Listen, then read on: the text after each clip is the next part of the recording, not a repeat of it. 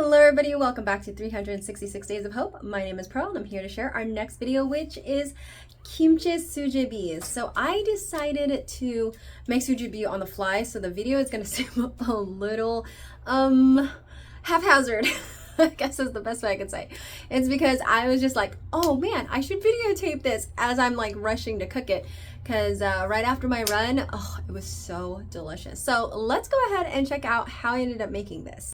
Unlike most stir fry or soup bases where they usually stir fry garlic and onion, this one you actually just pour in your garlic, your onion in a broth.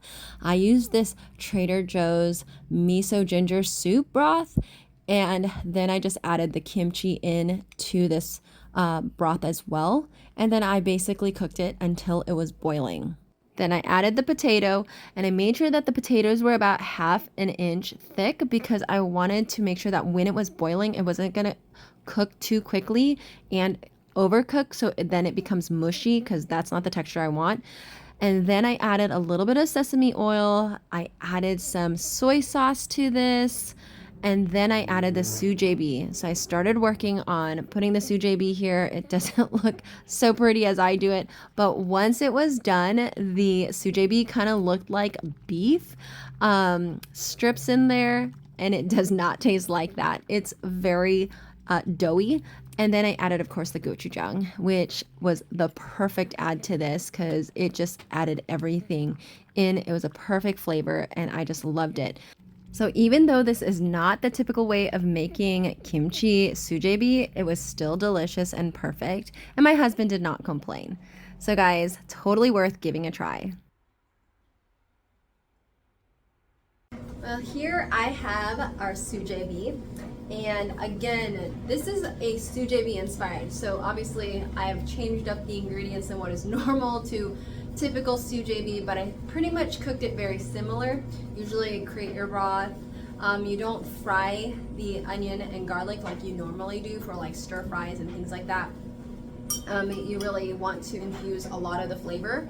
I decided to cheat because I normally use the better than bouillon to do my broth for a vegetable broth, but I didn't have any, so I had that miso, and I was like, okay, I'll just go ahead and use that. And still turned out amazing. I think the gochujang really added that perfect kick to it.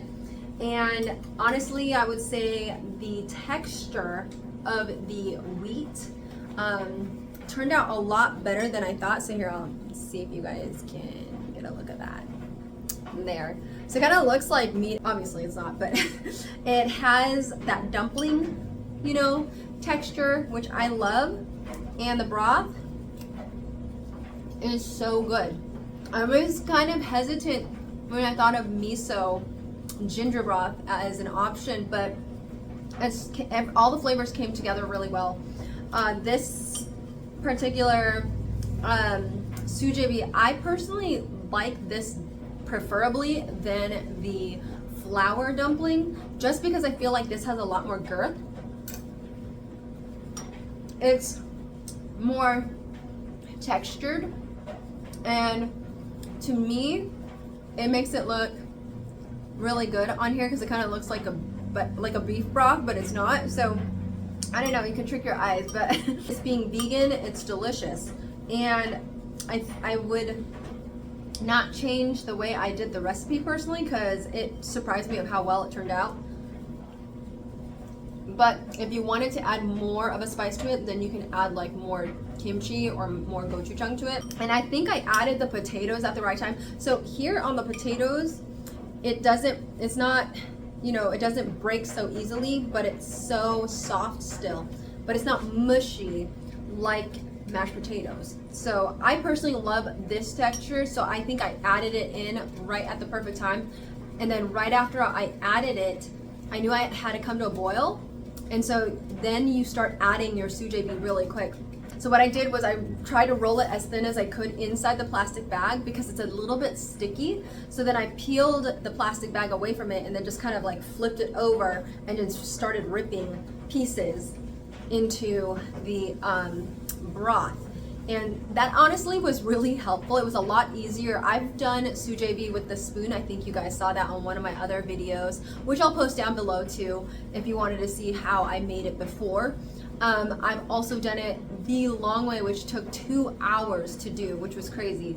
I would say just doing half a cup of wheat flour was perfect compared to doing like the full 2 cups that I saw a recipe had, which was regular flour. At first when I looked at it, it seemed like a really small bag of dough, and I just thought, oh, is that gonna be enough? But after you're like rolling it really thin so that you can like easily rip it, it makes a lot of sujebi actually. And it was so delicious. So guys, I hope this inspires you to cook and eat healthy and enjoy it, especially during the winter time. It is perfect, just warms the soul. All right guys, well, you take care. Have a great day. Bye.